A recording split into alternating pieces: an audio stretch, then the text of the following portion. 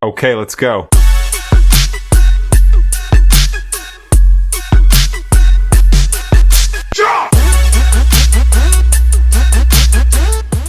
Fala pessoal, sejam muito bem-vindos a mais um episódio do Consultório de Investimentos, onde a gente traz profissionais do mercado financeiro, influenciadores, para falar de dinheiro. Hoje o assunto vai ser pesado, Gui. Como que tá o cenário de crédito no Brasil? Vamos descobrir hoje. Vamos fazer bastante perguntas aqui. E quem que a gente vai entrevistar? É um pessoal de qual casa? Vamos lá, a gente vai entrevistar hoje o pessoal da Arx Investimentos, né, do grupo BNY Mellon. Tá? Então, um grupo aí de 2 trilhões de dólares de ativos sob gestão, então nada pequenininho, né? Mas aqui no Brasil eles têm aí, contam com mais de 50 funcionários aí, profissionais. Eles contam aí com 5 estratégias e tem aqui no Brasil 31 bi sob gestão, tá? A gente obviamente vai falar sobre isso. E tem aí mais de 20 anos de experiência no mercado. Então, vai ser um papo bem interessante aí com Lucas Dias e com o Pierre Jadu, tá? Se eu errei seu sobrenome, você me corrija. Eu vou apresentar aqui, eu vou apresentar o currículo deles. Opa, vamos porque lá. é pesado. Vocês, papai e caneta na mão hoje, porque vocês vão aprender muito. Primeiro, o Pierre Jadu, que é CFA. Ele é diretor executivo e gestor responsável pela estratégia de crédito privado na Arx. Então ele vai falar tudo aqui sobre crédito privado. Ele está na Arx desde 2018, atuou no Crédit Agricole de 2012 a 2018, atuou na área de derivativos do Morgan Stanley, graduado em administração pela FGV e possui o CFA, como eu comentei. Baita currículo. Parabéns, Pierre. Obrigado. Bem-vindo. Obrigado. E agora eu vou apresentar o Lucas também, que, é só currículo pesado hoje aqui. Aqui é cadeira, hoje é pesada. Hoje eu só vou estar aqui aprendendo. O Lucas, que é gestor de crédito privado na Arx, membro do comitê de crédito também, entrou na Arx em 2018, também foi do Crédit Agricole de 2015 a 2018, atuando como analista de crédito, trading e gestão. Especialmente em fundo de debênture incentivado. Olha que legal. Então tem bastante coisa legal para a gente falar aqui. Foi da área de Research na Fator Corretora, graduado em Engenharia Elétrica pela Poli USP e estudou um ano em Nova York, na New York University, e possui o CFA. Caramba, tá pesado aqui. Bem-vindo, Lucas. Muito obrigado, é um prazer estar aqui. Então hoje vamos compartilhar muito conhecimento aqui. Então eu fiz aqui um resumo, mas nada melhor do que saber da Arx por vocês e também da história de vocês. Então, PR, conta como que você entrou no mercado financeiro, você sempre quis trabalhar no mercado. Então, conta um pouco da sua história e primeiro agradecer por vocês terem topado o convite. Perfeito. Bom, acho que como eu entrei no mercado financeiro, acho que foi um pouco de maneira passiva, vou dizer, né? Então, eu sempre tive facilidade com números, né? Então, acabei fazendo administração, mas obviamente quando você tem facilidade com números, você acaba indo para finanças, né? Você não vai acabar indo para marketing, né? E eu acho que o caminho mais natural quando você toma essa decisão é começar pelo mercado financeiro, né? Que eu acho que é o que te abre mais portas. E aí eu entrei na área de derivativos do Morgan Stanley. Depois eu fui para o Crédit Agricole já na parte de crédito mesmo, né? E ali eu fui crescendo, aprendendo. Depois o Lucas se juntou ao time em 2015, depois o Vitor, que hoje também está com a gente na Arx, se juntou em 2018 e em 2018 a gente acabou fazendo um team move, né? A gente saiu os 3 que tocavam ali a estratégia de crédito privado no Crédit Agricole e a gente foi começar do zero a estratégia de crédito dentro da Arx, enfim, que já é uma gestora que tem um track record bem mais longo do que 2018. Né? Bastante tempo já. Então é uma gestora que em 2008, 2009 foi comprada pelo Bank of New York Mellon, né? Então já tinha ali uma tradição muito grande em equity, multimercado. E em 2018 trouxe a equipe de crédito para complementar as estratégias, né? Desde então, graças a Deus, deu super certo a estratégia, né? Então hoje a gente já se consolidou como uma estratégia bastante reconhecida no mercado, né? E no ano passado a gente começou dentro da célula de crédito uma estratégia de imobiliário, né? Com fundos de investimento imobiliário que foca em CRIs, né? Então a gente trouxe o Vitor Frango, que era do Santander, a Melina e o Marcelo, né, para compor esse novo núcleo que trabalha junto com a equipe de crédito mais focada no FII. Caramba, que legal. A gente vai dando um passinho de cada vez aí, né? Acredito que o mercado de crédito está passando por várias mudanças já há um bom tempo. E essa entrada que você trouxe até de fundo imobiliário, CRI, é algo muito novo ainda, assim, pegar o histórico de vocês. Então, Lucas, aproveita e fala um pouco da sua trajetória E fala desse mercado de crédito, dá uma pincelada desse mercado de crédito pra gente. Show, muito bom, beleza.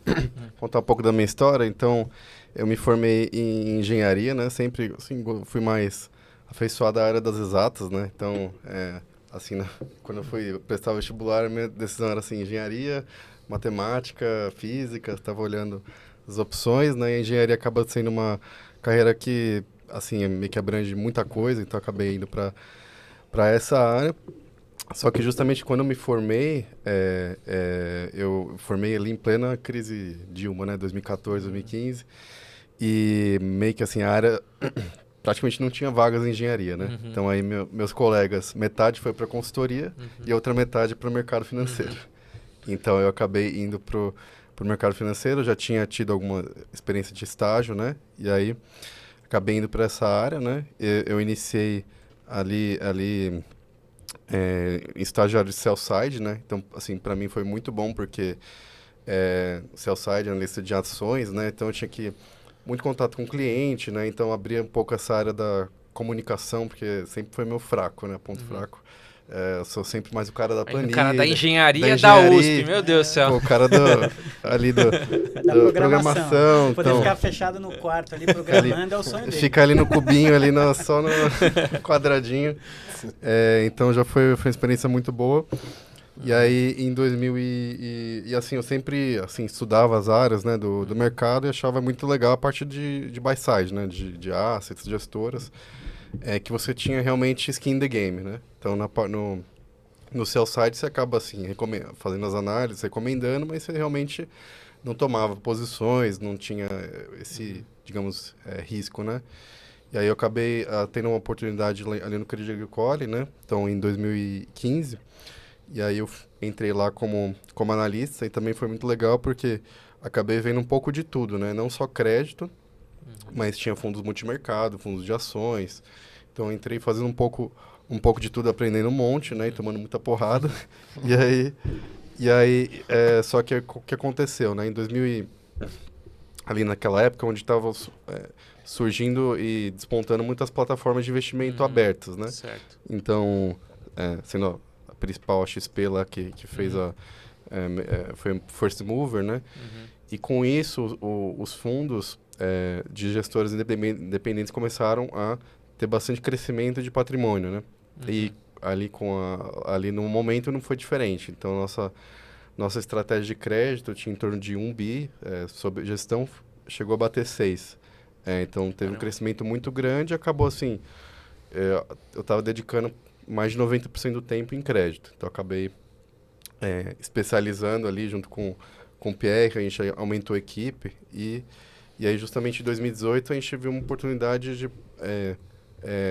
ter uma participação mais direta, assim, sendo, entre aspas, sócios. Depois a gente explica um pouco mais, que a gente tem uma participação ali na receita, né, da nossa área, na Arx, né? E aí foi, assim, outro desafio, porque aí a gente começou do zero, né? Cota 1, agosto de 2018, não tinha nada, era tudo mato, né?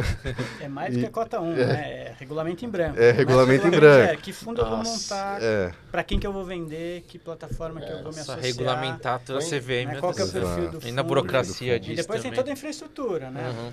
Assim, não é que você vai lá, abre o fundo e fala, bom, beleza, agora eu vou começar a emprestar dinheiro para a empresa A, B, C. Não, você tem toda uma análise, depois tem que monitorar todos esses créditos. Né, você tem todo um controle de risco, onde está o custodiante, vai puxar a informação da onde para pegar suas posições todos os dias, movimentações todos os dias, os preços dos ativos todos os dias. Então, assim, é literalmente construir do zero. A gente sentou e não tinha nada. Tinha uma pasta escrito crédito e ela estava em branco. Exato, Né, então, exatamente. Não, e vocês foram empreender ali, né? Basicamente, isso. começou a empresa ali do zero, por mais que vocês estivessem abaixo da Arx, que é muito conhecida principalmente por... Sim. Eu conhecia muito pela parte de equities lá, né? No Rio de Janeiro e tal. Isso. Assim. E Pierre, me conta um pouco assim da estratégia de crédito hoje, né? O quanto que, obviamente, a equipe toda lá, quantas pessoas são, qual que é o total de patrimônio dentro dessa estratégia, porque são 30 bi, e se os fundos estão abertos ou não, qual é o capacity. Se você der uma pincelada geral também em relação a essa questão do crédito privado, porque eu vi lá que vocês têm muita coisa de debênture incentivada, né? Que é tal, mas como é que vocês fazem as seleções dos ativos, prospecção, originação, estruturação, é tudo in-house, ou como é que funciona tudo? Perfeito. Bom, primeiro, assim, quando você fala em crédito privado é bem amplo, né? Então, 1000 formas de você... Crédito privado é basicamente emprestar dinheiro para um agente privado e não um agente público, né? Então, você tem 1000 formas de fazer isso. Pode dar dinheiro para pessoa física, via crédito consignado, via crédito clean, etc., né? E conforme você vai subindo ali, pequena e média empresa, grande empresa, etc., você vai reduzindo o risco, obviamente, reduzindo o retorno esperado, né? Nós focamos no início da Arx, né? E hoje a principal estratégia é essa no mercado high grade, né? Então, a gente está falando ali do topo da pirâmide. Estamos falando das maiores empresas dos seus respectivos setores, aquelas que têm maior acesso ao mercado de capitais, né? E tem uma posição competitiva mais forte do que os seus concorrentes localmente. Sim. Né? Então, a gente está falando onde tem baixo risco de inadimplência. Né? A gente hoje não tem uma estratégia high yield, né? O que a gente teve é uma estratégia de imobiliário, onde a gente agrega um pouco mais de risco, mas não chega a ser um high yield. A gente chama ali de um mid yield. Né? Então, mas é uma estratégia que tem um pouco mais de risco de crédito do que o high grade, onde estão nossos fundos abertos. Né? E a gente sempre teve isso, desde a época do Crédito Agricole, sempre teve uma demanda do comercial de, putz, meus clientes querem mais retorno. Fala assim, cara, não tem segredo. Você quer mais retorno, você vai ter que tomar mais risco. Né? Ninguém faz mágica. E eu sempre tive um desconforto com fundos abertos high yields, né? Aí um desconforto com liquidez, né? O que acontece se você tem ali uma onda de resgate nos fundos high yields, né? Para quem você vai vender os ativos para gerar liquidez, né? Sabendo que o nosso mercado de crédito no Brasil ele é um mercado muito incipiente ainda, né? Então, assim, a liquidez não é comparável com o que é lá fora. Né? Então, você começa a ter um mercado high grade mais desenvolvido, então começa a ter mais liquidez, mais players, etc. Mas quando você vai para o high yield, tem pouca liquidez. Né? Essa é a verdade. Então, eu sempre tive um receio de fazer fundos abertos. E o imobiliário, era na minha visão, né, ele nasce já com um produto que te endereça esse problema, porque são fundos fechados e listados em bolsa. Então, se o investidor está insatisfeito, ou quer gerar liquidez ou quer sair da posição, ele vende a cota dele. Isso não significa um resgate para o gestor. Né? Então, o gestor consegue fazer alocações em ativos mais ilíquidos, né? Então, obviamente, com mais retorno, porém mais risco e mais risco de liquidez, só que ele não tem essa pressão vindo do passivo dele. Né? Então, foi esse o movimento que a gente fez quando vai para o imobiliário. Né? Não é uma coisa muito distante do que o que a gente já faz, porque a gente está falando de um FII de CRIs, ou seja, está olhando parte de dívida. Não é um high yield, nem um distressed, né? É simplesmente um mid yield, um pouco mais apimentado do que a gente faz, focado no setor imobiliário, que é onde existe um produto, um padrão já de fundo que te permita isso, né? Na nossa visão. Então, esse foi o movimento que a gente fez no ano passado. Né? Mas a estratégia hoje de crédito ela tem 16 bi. Tá? Desses 16 bi, praticamente tudo é high grade. O imobiliário é uma estratégia nova, né? Então tem 60 milhões. 60 né? milhões. Então é uma estratégia que está começando. E a outra estratégia é uma estratégia que já está madura. Né? Então, assim, a gente já não tem mais pressão por crescer, etc. Assim, o negócio já deu certo, já se pagou. Né? A gente tem uma preocupação muito maior hoje em crescer com qualidade de passivo na estratégia high grade do que simplesmente crescer. A gente não está preocupado em crescer. Né? Tanto é que se você, obviamente, 2023 foi um ano muito duro para a indústria como um todo. Né? A gente teve resgate, que nem a maioria dos fundos e das gestoras. Porém, se você pegar ali de 2021 a 2022, a gente manteve, assim, a maior parte do tempo, os fundos fechados. Os principais fundos, flagship, né? Por quê? Porque a gente não queria crescer desenfreadamente, a gente queria focar naqueles fundos que têm um passivo melhor. Que, na nossa opinião, são fundos de previdência, fundos de infraestrutura e, sobretudo, fundos em IMAB5 ou IMAB, né? Fundos que carregam risco de mercado. Né? O investidor brasileiro tem um apego muito grande ao CDI. Né? Só que o CDI é um negócio que dá uma falsa sensação de segurança, né? Porque o seu benchmark só sobe. Né? Só que no crédito você tem inerentemente um risco de crédito. Né? E aí, quando você tem uma remarcação dos seus ativos ou um problema de crédito, o passivo assusta. Quando você tem um fundo que já tem risco de mercado, passivo já está acostumado a ter uma cota negativa, um mês negativo. Uhum. Né? Então, o comportamento do passivo, o comportamento do seu investidor é muito diferente. Sim. Então, hoje a gente foca muito mais em crescer nesse passivo que a gente entende que é mais saudável do que simplesmente crescer, na estratégia high grade. Uhum. Então, o investidor que quer uma estratégia mais, vamos dizer assim, segura, ele vai no seu fundo aberto. Isso, exatamente. Se o cara quer uma pimenta, ele vai no fundo imobiliário. E a gente também viu, assim, dois problemas no fundo aberto. Você falou nessa questão de o cara não poder resgatar no fundo fechado. Fechado. Mas o fundo aberto pode, mas o high grade te dá um conforto que não. Mas tiveram 2 eventos ano passado, foram a Americanas e a Light. Uhum. E provavelmente deve ter, não sei como é que impactou, se puderem falar como é que foi, né? Deve ter sido muito gostoso. E aí o que esperar do fundo imobiliário, aí o quanto vocês querem crescer, lógico que não dá para falar que vocês vão fazer emissão amanhã, porque não dá para falar, mas a ideia é crescer até quanto e as dificuldades que tem, né? Porque eu acho que está abaixo do valor patrimonial e tem toda aquela questão de poder fazer emissão, Sim. outra dinâmica e tal, né? Sim. E, enfim, passar essa pergunta, a gente tá com a metade da gestora aqui. Né? Aqui o bicho Achei que era pega. menos. Beleza. Aqui o bicho pega. Bom, Tá bom. Fiz N perguntas, né? Vamos começar pelas crises, né? Assim, vamos falar um pouquinho. Americanas e Light, como é que foi? Então vamos Tá lá. muito pesado aqui, com calma. Eu falei pro Luciano, cara. Exato. Com calma. Exato. Até eu assustei Então, aqui, ó. Sim. Então, vamos falar de 2023. Então, vocês podem ver que eu ganhei alguns cabelos brancos, né? Então, experiência. Então, assim, primeiro assim, começou de largada uma surpresa em 23, em janeiro, 23, 11 de janeiro de 23, Americanas Day. Então, eu inclusive estava lá naquela fatídica, teve uma reunião no BTG, né, que Sérgio Rial foi lá explicar tudo. Ah, é? E aí, Que legal. e aí falando, putz, grilo, né? E tinha tido uma emissão, assim, 3 meses antes, né, de Americanas. Então, assim, pegou a gente de surpresa, principalmente o tamanho do buraco ali, né, que foi, assim, impensável, né, você podia, assim, falar, pode ter uma inconsistência, uma fraude de 1 bi, 2 bi, agora 20 é difícil pensar, né? Então, a gente realmente foi pego de surpresa, assim, a nossa digamos, sorte, né, ou talvez um pouco de diligência, a gente não tinha um percentual tão grande assim nos fundos, era uma posição até que razoável. Então, com isso, o impacto foi mitigado. E Light foi a mesma... quer dizer, Light era mais previsível, né? Então, Light eu considero assim, a gente errou ali talvez na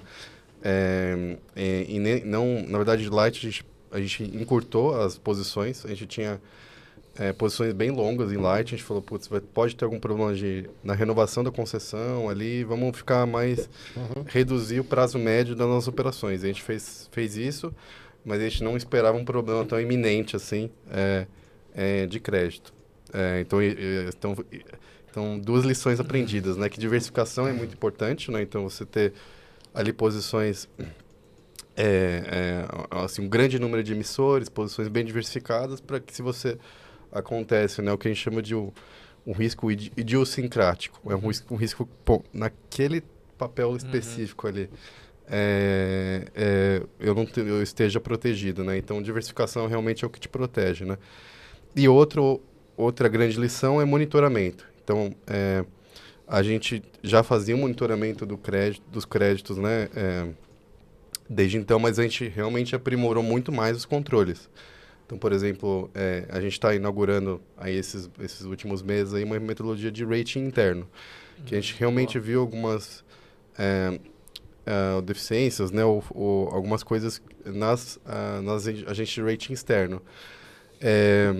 Principalmente a questão de você não, assim, você ter às vezes uma atualização só anualmente do rating e você quer ter um acompanhamento o mais rápido possível. Sim, você quer ter, assim, pelo menos trimestralmente, né, nos balanços, e tem empresas que eventualmente você consegue acompanhar diariamente ou mensalmente, pelo menos alguns indicadores. Então, por exemplo, a empresa do setor petroquímico, você vai olhar ali o preço do petróleo, dos derivados, isso você tem preço diário, né? Então, se você tem uma queda, né, nesses mercados, você consegue pelo menos, se precaver ou evitar investir nesses certos setores, né?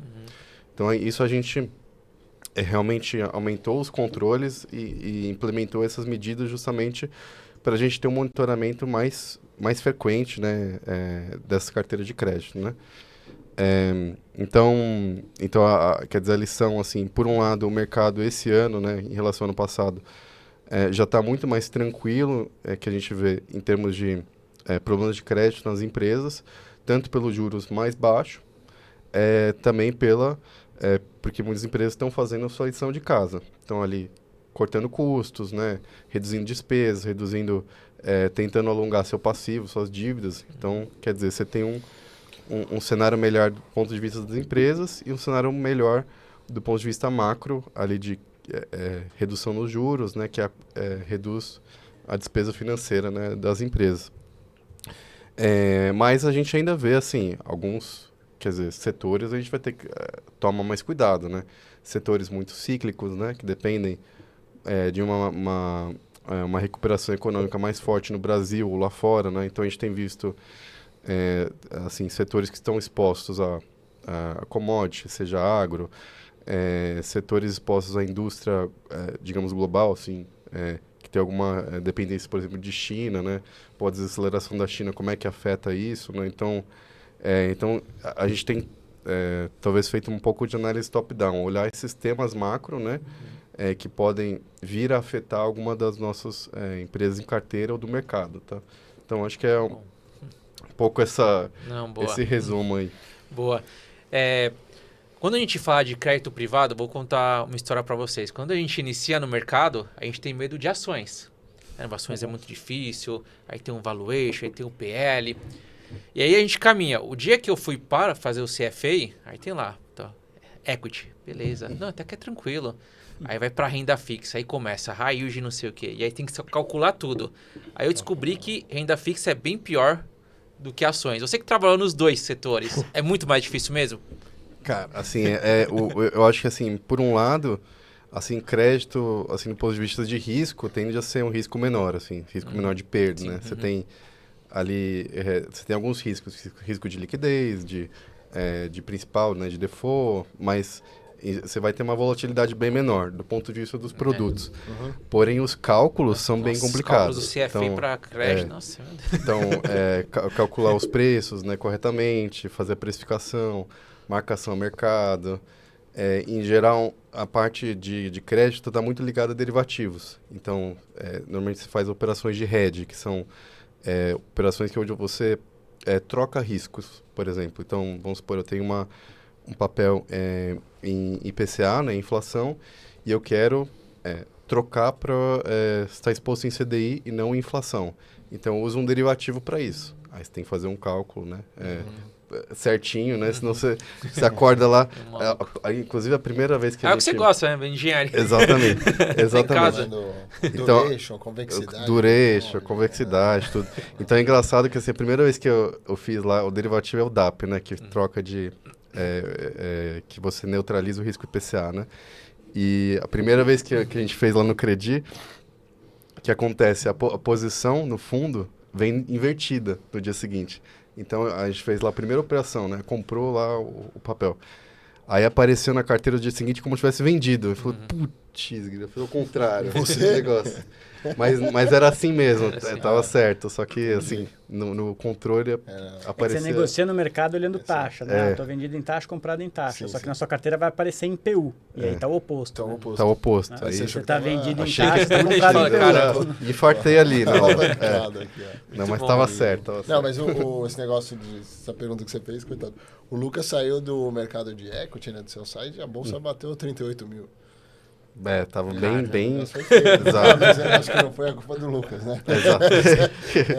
Mas aí você perder é muito... Mas também você tem um upside limitado no crédito. Com certeza, exatamente. No crédito... o risco retorno.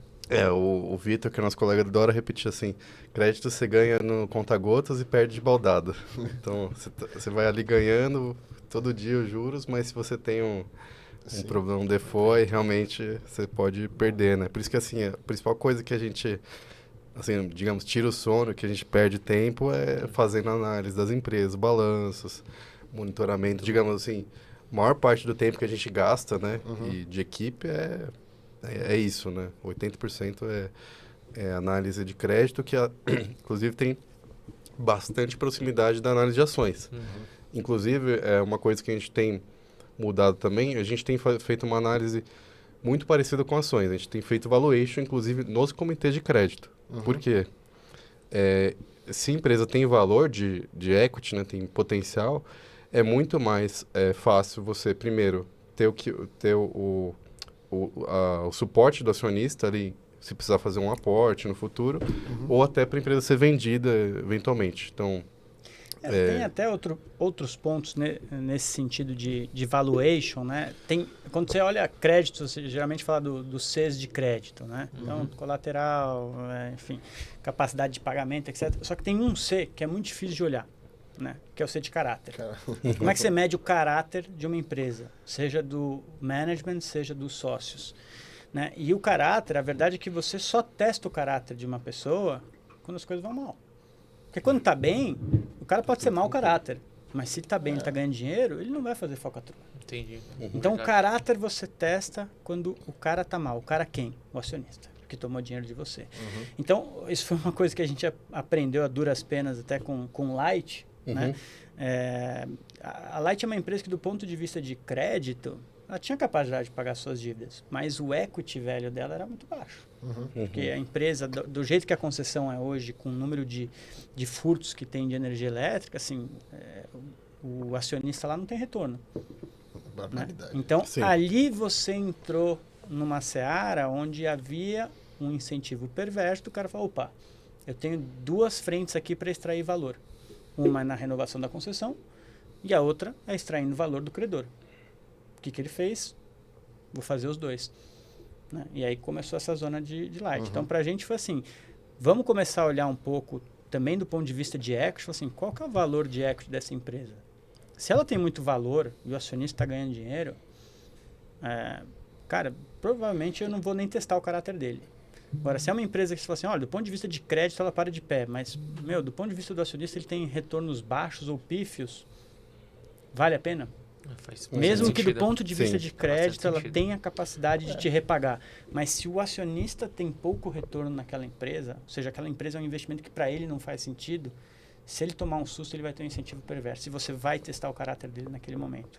Sim. E é muito difícil você tentar prever o caráter do cara antes. É muito difícil. Mas como é que você analisa o caráter de alguém?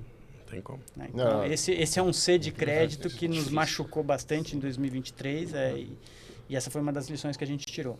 Né? Então, a gente tem valor para o acionista. Aprofundar a nossa análise, assim, não adianta olhar só do ponto de vista de crédito, tá? Quanto que ele gera de caixa até chegar na linha do pagamento dos credores. Não, e na linha do acionista.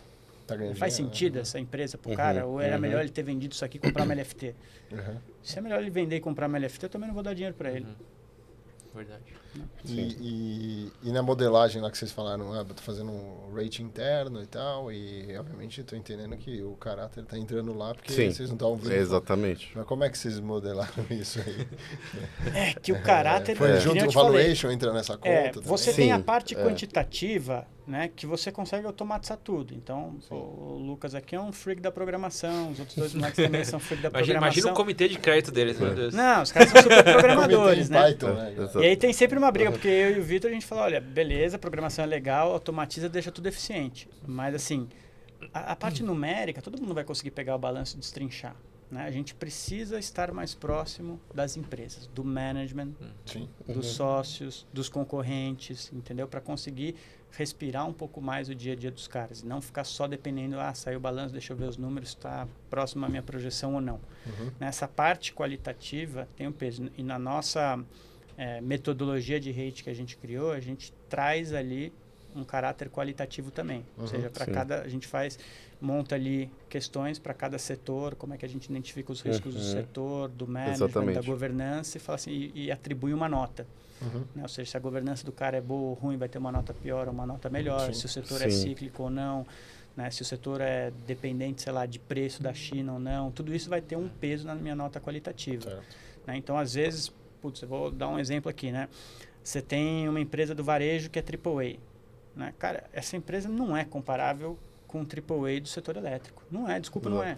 Assim, a empresa do varejo nunca vai ser AAA no nosso modelo. Simples, pura e simplesmente porque qualitativamente o varejo vai ser muito penalizado. Porque é um setor cíclico, né? Um setor mais complicado. Né? Margens apertadas. Com margens apertadas. Então, assim, você começa a diferenciar um pouco nesse sentido também. Né? Não é todo AAA é igual, todo AA é igual. Não é. Né? Sim. Então, assim, a gente buscou dentro da nossa metodologia trazer essas diferenciais, pouco, né? E ter uma nota que, assim, saiu o resultado, minha nota muda. Então, eu consigo pegar rápido se o negócio está deteriorando ou não. Né? E, que nem o Lucas falou, tentar trazer ali indicadores antecedentes. Né? Então, pô, se eu estou olhando um projeto eólico, cara, eu não preciso esperar sair o balanço. Eu tenho a medição de vento daquele parque específico, né? Na ANEEL que vocês puxam? Na CCE. Na CCE, você mensal. Tem mensal, diário, se eles quiserem, entendeu? Acho que tem a semanal, tem. Esse é o FDIC lá que vocês têm? Não. Qualquer projeto. Pega qualquer projeto eólico. Solar, eólico, aqui tem qualquer geradora. É um FDIC? Tem o FDIC Green, né? Tem isso. Tem o FDIC Green. Você pode olhar ativos, pegar os ativos dele e ver como é que tá a geração. Semanal.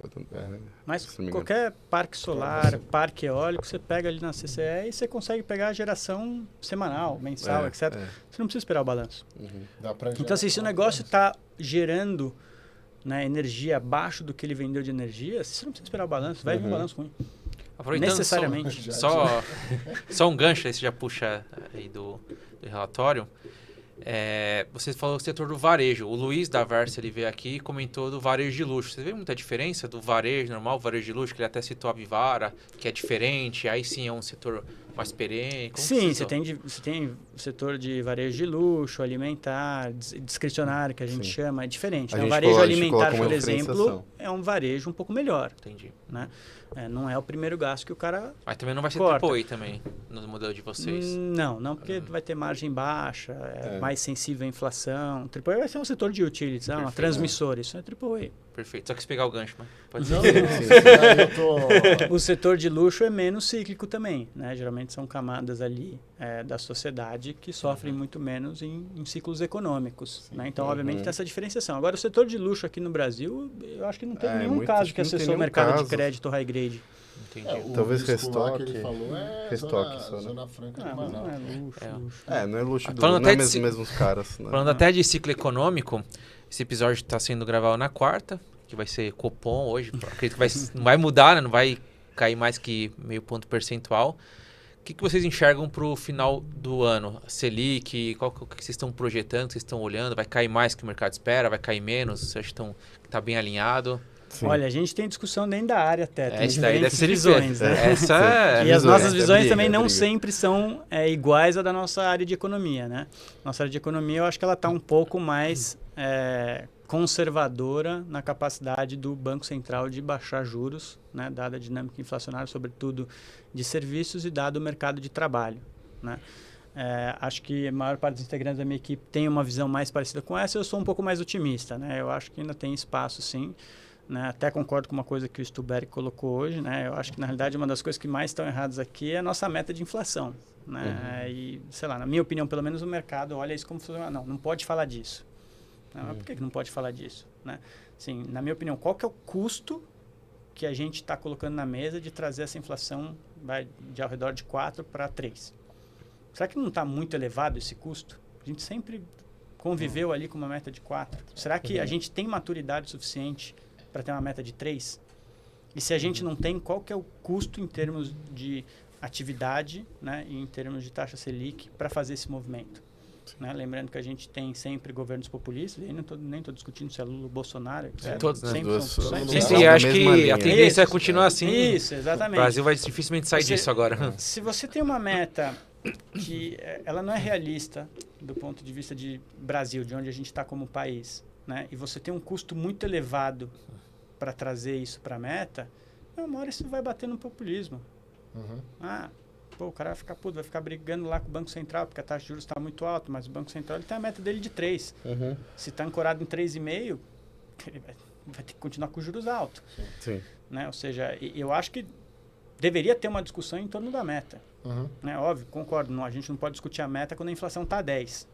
Né? Que nem foi lá atrás, que gerou um ruído ali quando o PT assumiu, que começou a se discutir a meta. Eu acho que aquele não era o momento. Mas assim, a gente já colocando a inflação mais ou menos onde ela estava historicamente, eu acho que é um momento que se pode discutir a meta, na minha opinião. Né? Algum ruído pode causar no mercado? Pode, tem que fazer isso de maneira correta, um debate bem feito.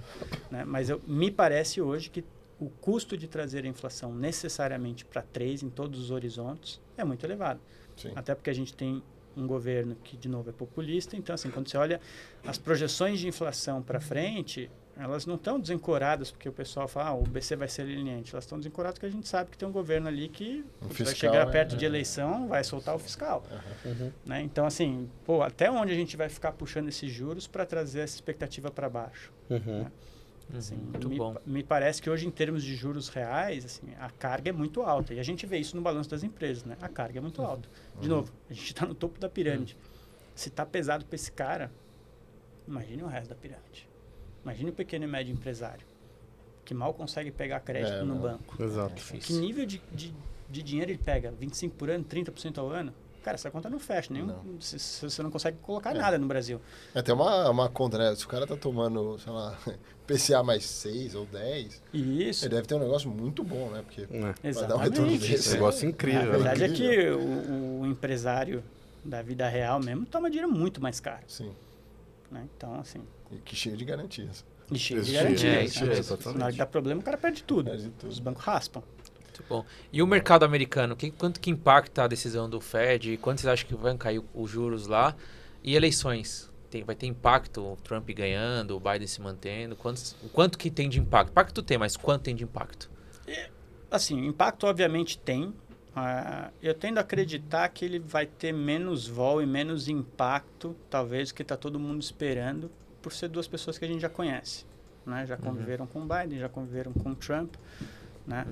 E você sabe mais ou menos como é que funciona cada um dos presidentes. Então, sim, traz alguma volatilidade? Traz, mas eu não acho que necessariamente isso é o principal fator. Né?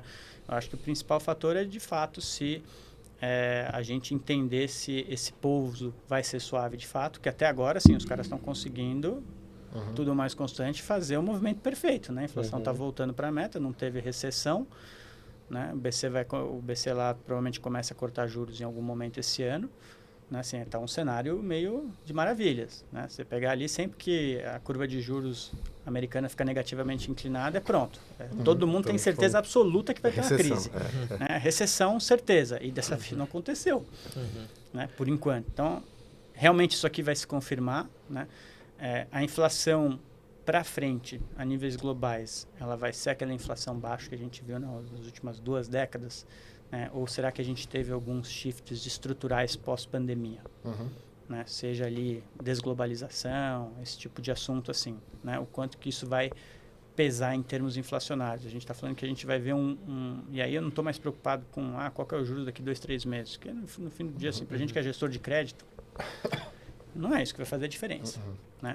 Agora, se você falar que a taxa estrutural de juros dos Estados Unidos no longo prazo, que, sei lá, estava ali próximo a 2, é 4, muda um pouco. Complica. Entendeu? Muda um pouco, porque a disponibilidade de capital globalmente vai mudar. Nesse Eu caso. não acho que é um apocalipse, mas muda um pouco a dinâmica. Aí, de fato, eu acho que começa a ter menos espaço para o nosso BC cortar juros. Né? Você vai ter menos dinheiro abundante globalmente para emergentes.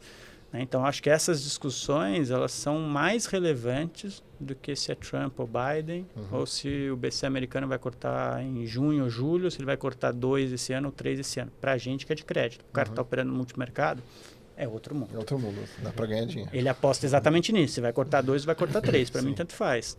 Para a gente também. Se a Selic vai estacionar em 10, 9,5 ou 9, não é isso que vai fazer diferença no nosso mundo. Vai fazer diferença se, estacionar em 7. Ou se não, o cara não conseguir baixar mais do que isso, ou vai ter que subir daqui a pouco, porque a inflação vai estar repicando. Sim. Entendeu? Eu acho que isso é mais relevante, né, para o mundo de crédito ali. Tem um relatório de vocês na internet, né? Põe aí, Lucão. O Lucas vai colocar aqui pra gente na tela, que tem mais ou menos assim, desenhado um cenário, vamos dizer assim, perfeito para a indústria de fundos e um pouco perfeito mais para vocês, né? Que estão ali de incentivada, né? E aí eu queria que vocês comentassem, que eu gostei bastante do relatório, de todas essas mudanças. Então, nem o Lucas e nem o Pierre são advogados, mas, tem bastante legislação ali. Não sei se vocês pediram... Mas foi revisado pela Melina, que é advogada. Exatamente. Aí vocês não falaram besteira. Exatamente, Né? a gente não... Eu escrevi, mas como eu escrevo mal, ela revisou, ela praticamente reescreveu. Tá bom, né? Então, eu ia te elogiar, mas eu vou elogiar ela. acho que é Não, melhor pode elogiar ela. exatamente. Porque realmente, assim, acho que ela mudou o suficiente para falar, putz, você reescreveu.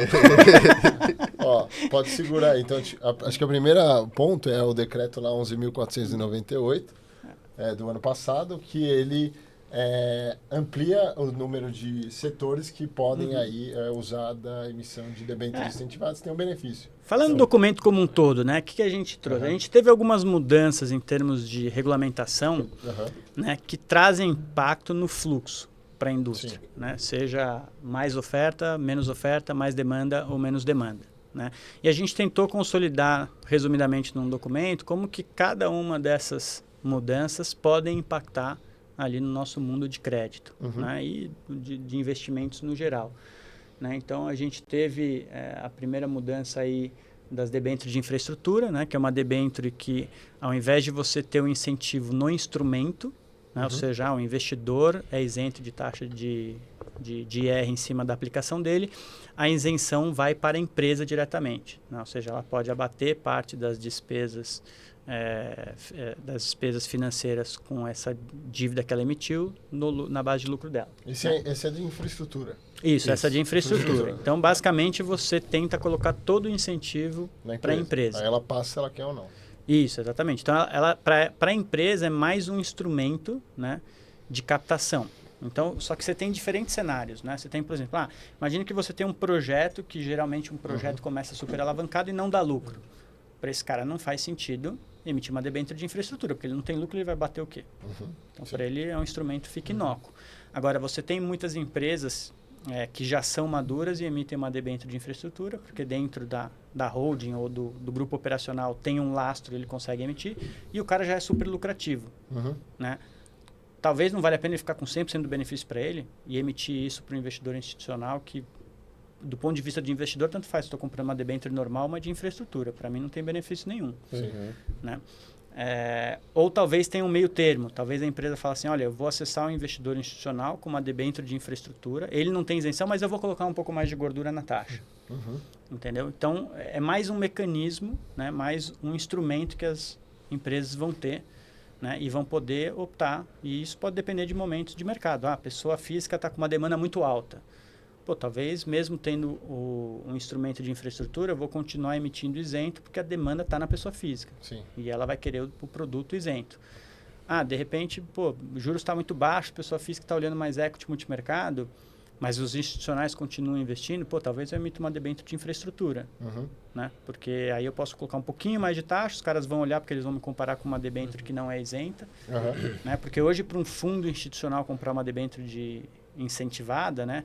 Assim, não faz muito sentido. Você pode até, assim, taticamente comprar, falar assim, vai ter um fechamento spread, eu compro seguro ali 2, 3 meses e vendo. Mas para você carregar essa posição, o spread geralmente é mais baixo do que uma debênture não isenta. Né? Não faz sentido num fundo que não é isento. Né? Então, é mais um instrumento. Né? Esse foi a debênture de infra, e teve também o decreto que aumentou o número de setores que podiam acessar as debêntures incentivadas, né?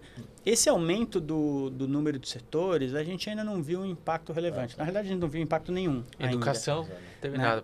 Por quê? Se você pegar ali... Educação te interessa bem. Não, mas é porque assim, os setores que foram incluídos, né? Educação, saúde, esses são emissores recorrentes do nosso mercado, né? Porém, são emissores que, se você pegar nos últimos anos, eles não fizeram investimentos em ampliação, né, da capacidade, etc. O que você teve é muito movimento de M&A, ou seja, um compra o outro. Só que isso não gera um lastro para a emissão de dívida, né? Porque para emissão de dívida de infraestrutura, você precisa estar fazendo, de fato, um projeto novo que te gere esse lastro para você poder emitir. Então, eu não vejo eles emitindo no curto prazo. E também a educação também tem uma consolidação grande, né? Então, isso, exatamente. Croton, a Anima, já lá em cima aqui. Exato, a Anima, a Edux. Comprou, né? O cara é muito grande. Sim. ele não tem mais... Quer dizer, ele já está meio que com a capacidade ociosa, entre aspas, né? Sim. Então... Você não vê no curto prazo esse cara falar, vou abrir novas faculdades, né? Novos Ele vai lá e polos. quer comprar. Quer comprar. compra um Isso, existente, tá um né? comprando o outro. O setor de saúde também, é um hospital comprando o outro. Mas tem poucos hospitais novos. Hospital sendo novo, levantados. quase nenhum. Entendeu? Então você vai ter pouco laço. Então eu não vejo esses caras acessando o nosso mercado, mas eu acho que eles são potenciais emissores de debêntures de infraestrutura ou debêntures incentivadas no médio e longo prazo. Os outros setores, como segurança pública, parques urbanos, equipamentos culturais, habilitação social, cara, honestamente são setores que a gente nunca nem viu acessar o mercado de capitais. Sistema né? prisional. Então eu acho que aqui, ultimamente tá meio assim, podia dar uma eu acho que uma turbinada lá. Eu acho que aqui você tem um gap um pouco maior. Primeiro do ministério que representa esses setores, né? Se adequar e vir para o mercado financeiro. O mercado financeiro conhecer como funcionam esses setores, né? Para só depois se pensar no financiamento. Eu acho que é uma coisa mais a longo prazo. Tem uma lição de casa aí. Né? Então, assim, essa mudança específica, a gente não viu no curto prazo um impacto em oferta de títulos isentos. Nenhuma. Na realidade, que isso aqui, do ponto de vista do mercado de preço, foi inócuo. Né? As debêntures de infraestrutura, que nem eu estava citando, que a isenção fica para a empresa, né? Ainda é novo, a gente não viu nenhuma empresa emitir um instrumento, mas me parece razoável assumir que você vai ter o uso desse instrumento, que ele faz sentido. Isso tende a reduzir a oferta de títulos isentos para a pessoa física. Né? Assim, em tese, isso é positivo para fundos não isentos, né? Porque às vezes você tinha falta de oferta porque...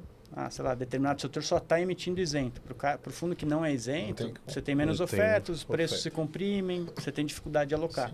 Agora você vai ter um pouco mais de oferta porque uma parte disso vai voltar né, para títulos não isentos. Né? Depois você teve uma outra mudança que a gente comenta no relatório, que é dos fundos exclusivos, né? Onde era diferido o pagamento do imposto até o momento do resgate, quando você tinha um fundo exclusivo e fechado. Né? Então, você só pagava imposto quando você resgatava e agora vai ter incidência de come-cotas, né? Semestralmente. E isso, de certa forma não, né? Mas isso tira um pouco o apelo do fundo exclusivo fechado, que era muito usado ali como uma forma de postergar imposto. Né? Não é que era ilegal, muito longe disso, mas era uma forma de você pagar menos tributo e ter, para uma classe que não tem necessidade. Não, o cara que tem um fundo exclusivo, ele tem algum patrimônio, senão não faz sentido. Pelo menos uns 10, 20 milhões você precisa ter para ter um fundo exclusivo, senão essa conta não fecha só em termos de custo fixo. Né? Então, você vai ver muitas estruturas migrando, sendo desmontadas, né? Esse movimento já está acontecendo, e uma parte disso vai para produto isento, né? E uma parte disso pode ir para outros produtos, crédito direto, outros fundos abertos, etc. E, sobretudo, também fundos de previdência. Porque aí você também consegue não diferir 100%, você consegue não ser isento e diferir para sempre, mas você tem alíquotas menores quando você olha o longo prazo. Né? Você pode chegar até alíquotas de 10% em vez de 15%. Né? Como são fundos onde o cara não está mexendo no recurso, então, tributariamente, né, em termos de estratégia tributária fiscal do cara, faz sentido uma migração disso para fundos de previdência. Né? Uma das saídas que o pessoal já começou aí é fundo de previdência exclusivo. Já fecharam né? o cerco. O governo já fechou o cerco. Já falou, olha, fundo acima de 5 milhões, esquece, não vai ter. Exatamente. Então, eles foram rápidos em fechar esse cerco, porque já viram que estavam se movimentando nessa direção. Tá bom. Rápido. Não pode fundo exclusivo fechado, vai ter come-cotas? Beleza, então eu vou no fundo exclusivo de previdência. Não vou ter come-cotas, vou pagar 10% lá na frente, um dia se eu resgatar. Né? E ainda me ajuda ali na parte de transmissão de bens. Né? De transmissão de bens, por ser fundo de previdência. Então, assim, aos poucos, eu acho que, nesse sentido, o governo tem feito um bom trabalho, que é, assim, dar uma podada um pouco aqui em maneiras de otimização tributária para uma classe que não tem essa necessidade. Né? Podia, na verdade, isentar todo mundo, né? Sim, eu acho que eles vão na direção certa, né? Assim, não é ficar discutindo quanto tem que ter, né? Quanto que é o nível de imposto correto. A discussão é ter isonomia. Pelo menos isonomia você tem que garantir. A gente vai ter uma carga tributária alta ou baixa. Essa é outra discussão, depende de quanto a gente quer gastar no governo, né? Enfim, depende de N fatores. Mas, assim, o mínimo que você tem que ter é isonomia. Com Né? toda Você não pode ter certeza. uma classe, principalmente uma classe Favorecer os mais mais favorecidos. classe- né? Isso, É, exatamente. Já é favorecido e Exatamente. você tá ainda... Então, eu acho que dando- nesse sentido, as últimas mudanças que foram feitas Aham. vão nessa direção de trazer mais isonomia, o que eu acho positivo. Sim. Né? E agora voltaram algumas conversas, e uma delas é a questão da tributação e dividendos. Você acredita que pode andar isso? Que o Haddad Olha. já está olhando a lead novamente, né? Vai lançar ali alguma Assim, PL. eu acho que tem chance de avançar Acho que sim. tem. Né? Assim, a questão de tributação de dividendos a gente já ouve falar há muito verdade. tempo. Né? E eu acho que é uma coisa, de certa forma, que o pessoal entende, né? De que às vezes não é correto, talvez um cara pagar 15% em cima do lucro, né? E pô, o CLT pagar 25%. Óbvio que se for no lucro real é muito mais alto que isso. Né? Mas, de novo, você vai tentar trazer isonomia. Né? Se isso for bem feito, né? Ou seja, tentar olhar quanto você pagou de tributo até o dividendos. Pô, paga a diferença disso até chegar no que for um CLT ou uma pessoa normal. Eu acho que vai no caminho certo. Agora, se for um caminho ali, caça às bruxas, né? Não, vamos tributar o máximo possível os ricos e os empresários são malvados, vamos... Não, é um aí tiro no você pé. tem vazão, Né? dinheiro mandado para fora. É isso, é a política Entendi. Robin Hood, né? Que nunca dá certo, porque obviamente o rico pega o dinheiro Se dele e vai defende, embora. vai embora, Não, vai para outro exatamente. lugar. E aí Então todo não mundo funciona. se Né? ferra. Exatamente. É bonito para falar ali para o povo, mas não funciona. Essa é a funciona. verdade. Né? Então, se for bem feito, eu acho que é uma coisa que pode ser coerente. Né? Você tem, às vezes, abusos de forma. Né? Então, você tem, por exemplo, muita pejotização em alguns setores. Né? Ou seja, o cara é praticamente um CLT, trabalha só ali, mas ele é PJ porque ele paga menos imposto. Sim. Isso não é isonômico com quem é CLT, etc. Né? Então, assim, você tem que trazer isonomia, seja baixando imposto de um lado, seja acertando aqui do outro lado. Né? Eu acho que o correto é ter isonomia. Sim. Qual que vai ser a carga tributária total? É uma discussão a nível... É uma mais discussão profundo. grande, né? Porque também É uma a discussão gente grande que envolve outras coisas. Previdência social, que é um... Mas eu, pelo menos, sou a favor. Tudo que for no caminho da isonomia, eu acho que eles estão no caminho certo. É o acho que o justo, Haddad vai. está no caminho certo o nesse justo. sentido. Sim. Entendeu? Então, eu vejo com bons olhos. Então, eu acho que tem chance de prosperar. Assim, querendo ou não, a reforma tributária pode ter todas as críticas que você quiser ter a ela. Né? Eu acho que é melhor que o modelo que é atual, né? Porque o modelo que é atual é uma bagunça. Né? Só o que você tem ali de...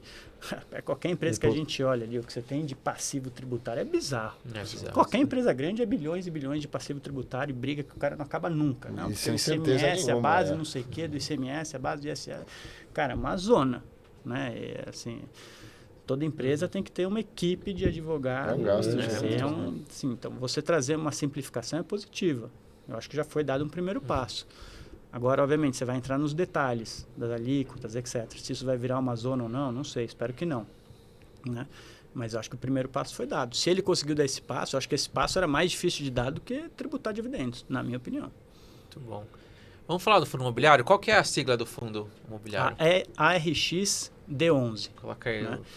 Então, o D é de Dover. Né? Dover. Então, a ideia é criar uma família de fundos imobiliários ali ao longo do tempo, né? Que vão ter nomes de fortaleza, de castelo, né? Que traz ali um Dover é conceito um de castelo. segurança. Né?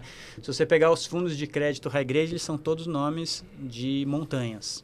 Né? Então, ARX Vinson, D11. Denali, Everest, K2 são todos nomes de montanha. Então, essa é a família.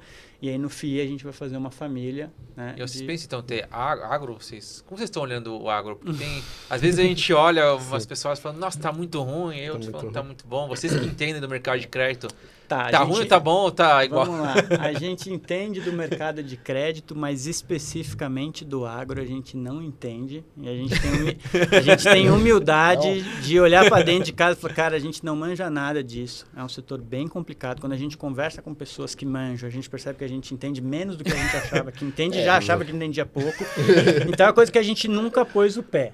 Né? Salvo um ou outro FDIC, sei lá, FDIC Singenta, etc., que são estruturas bem tranquilas assim, mas assim, a gente nunca pôs o pé no agro de fato. Né? Sim. Quando começou o instrumento FIAGRO, né, eu até dei uma estudada de, putz, por que não trazer uma equipe que manja disso? Você quer perguntar. Vocês Né? Que nem eu fiz no imobiliário, né? Imobiliário, assim, eu tenho um pouco mais de conforto, mas não era a nossa expertise, a gente trouxe gente para fazer isso, né? Mas no agro, quando eu comecei a pesquisar, né, e conversar com as pessoas, né, eu no começo das conversas assim, não, pô, a gente está fazendo parcerias com originadores locais, né, que vão ter ali o pé na fazenda, etc., para monitorar, etc., e vamos fazer um bom alinhamento de interesse com eles. E alguns meses depois era assim, eu estava conversando com aquele cara originador, mas chegou o meu concorrente A, B ou C e falou para ele, não, eu te pago upfront aqui para você originar. O negócio já começou a nascer muito agressivo, entendeu? Num oba-oba. Daí eu falei, tudo high yield quando eu olho, né? Isso, exatamente. Aí fundos que assim, se vendiam como fundos que vão dar CDI mais 5, CDI mais 6, CDI mais 4. Cara, se você dá CDI mais 5, 6, 7, você tem que estar emprestando pelo menos 1%, 1,5% acima disso na ponta final. Assim, é óbvio que tem risco. Então daí a gente olha e fala assim, pô, eu já não manjo do setor, não manjo nada, né? Já vou ter dificuldade de olhar para alguém e falar assim, não, esse cara manja, ele é o especialista. Pô, se eu não manjo nada, como é que eu vou julgar que esse cara, eu preciso manjar alguma coisa, né? Então já tinha essa dificuldade, assim. E aí, como eu vi que o negócio cresceu muito rápido e na minha opinião, assim, não da maneira correta, né? Eu acho com muitos desalinhamentos de interesse em todas as partes, seja na distribuição, na gestão, na originação, etc. Assim, eu tomei a decisão de falar, vou ficar de fora dessa festa, né? Vamos ver como é que a turma desempenha num ano ruim, né? Porque até então o agro vinha de ano após ano nadando de braçada. Assim, qualquer pessoa que se dava dinheiro, o dinheiro ia voltar porque o cara estava voando, né? Esse ano é um pouco diferente, né? Então acho que esse, na minha opinião aqui, de novo, leiga sobre o setor, porque eu não manjo nada, eu acho que é um bom ano para você olhar e diferenciar as teses. Quais são as teses dentro do agro, aquelas que de fato são vencedoras e aquelas que o cara foi no oba-oba e de fato não sabia o que estava fazendo. Porque aí dentro do agro, é que nem qualquer crédito, tem várias formas de financiar o agro. E do FIINFRA? Porque aí é onde vocês manjam. Sim, exatamente. Vocês pensam nisso? Por que não fazer FIINFRA? É o jogo de vocês, agora é o jogo de vocês. Então, exatamente. Fugir dessa, né? Sim. Só complementar o último ponto sobre o agro. Eu acho que, isso que o PR falou, eu acho que o mercado nesse ano vai conhecer um pouco, né, dos FIAGROS e fazer essa diferenciação.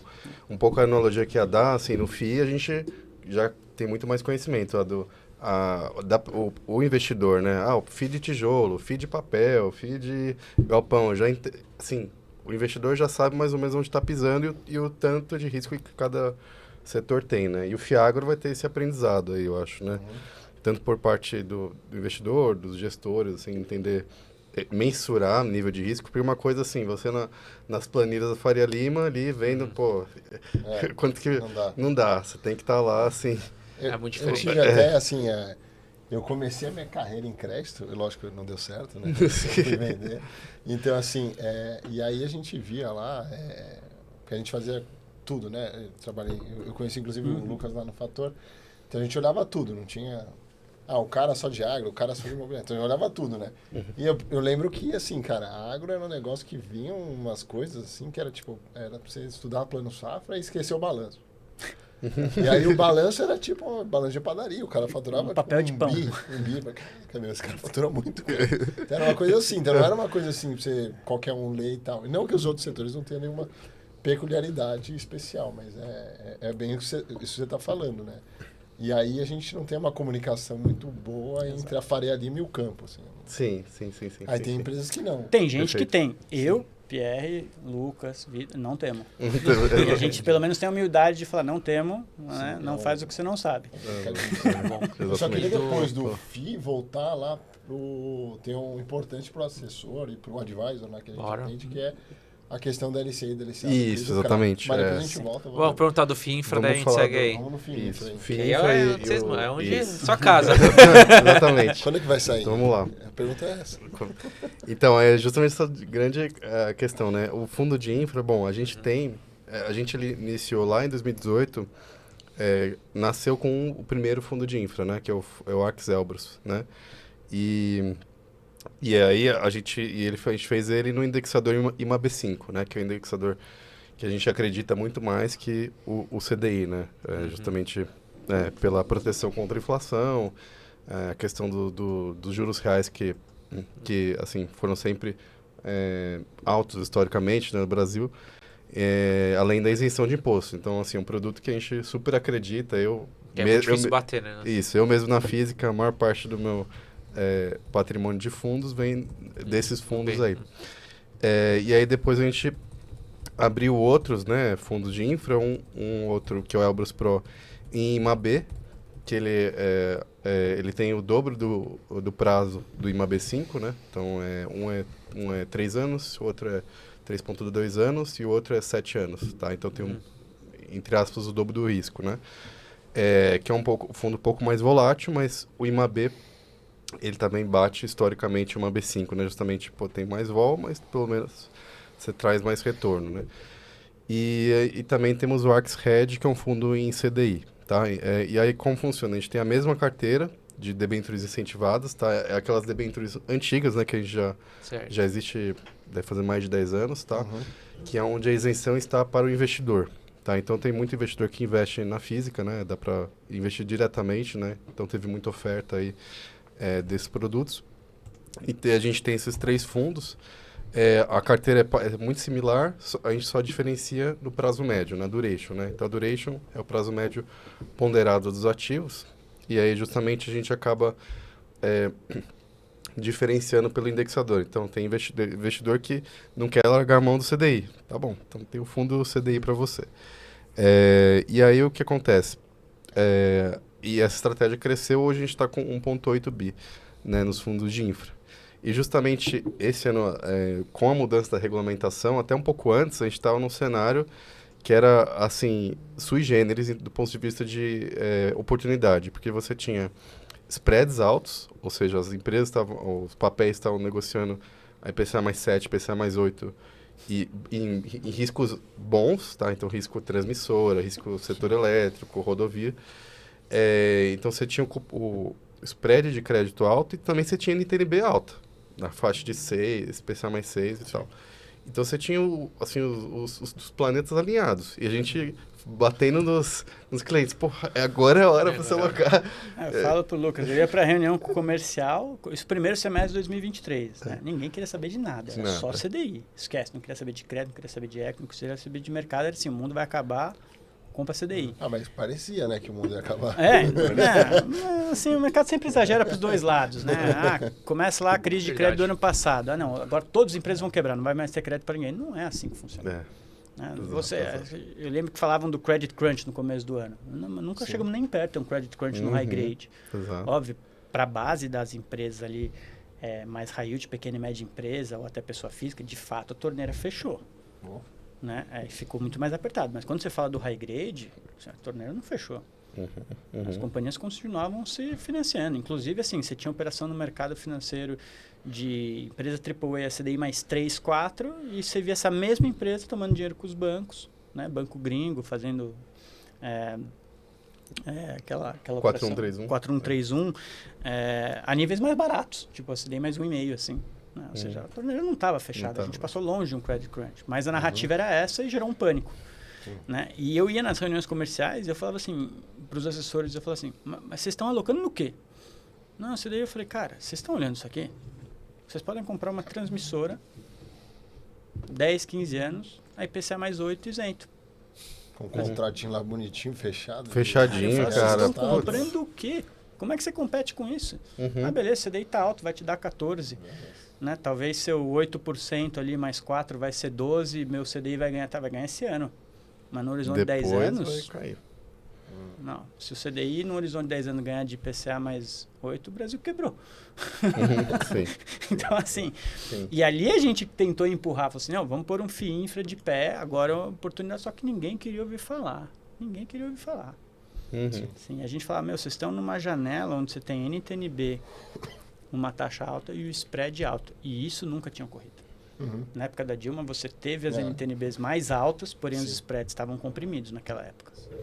Então, você teve uma janela no primeiro semestre do ano passado para alocar em debênture de infraestrutura, incentivada, né?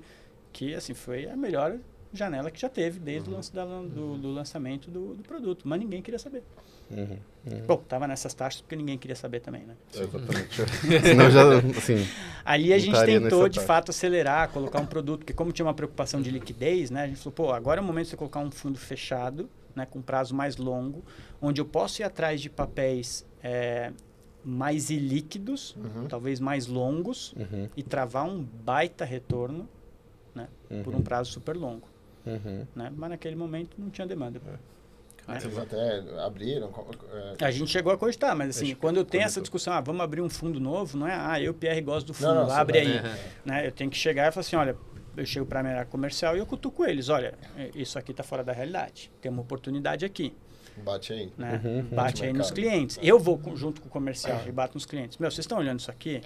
Agora, se todo cliente fala para mim, olha, eu gosto da sua ideia, mas o meu cliente na ponta final, o cara tá apavorado, ele só quer CDI. Ele quer comprar LCI, LCA do banco grande e sentar em cima. O produto não decola. Entendeu? Sim, então, assim, às vezes você tem um produto que você, gestor, fala, cara, isso aqui tá uma baita oportunidade. E geralmente as melhores oportunidades é quando ninguém quer ouvir falar do negócio. Né?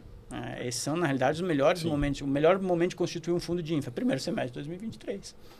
Tá esquecido. Você podia ter uma carteira só com AAAs ultra mega defensivo que ia te dar IPCA mais 8, 7,5.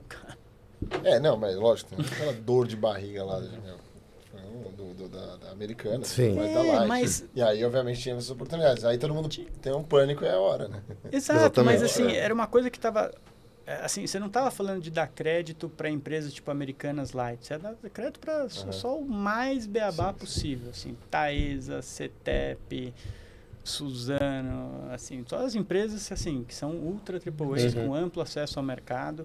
São aqueles caras que normalmente a gente não consegue dar dinheiro, porque ou as outras assets são muito mais agressivas que a gente em termos de taxa, ou às vezes até o próprio banco é mais agressivo, ou pior ainda, muitas vezes essas empresas só acessam o mercado offshore.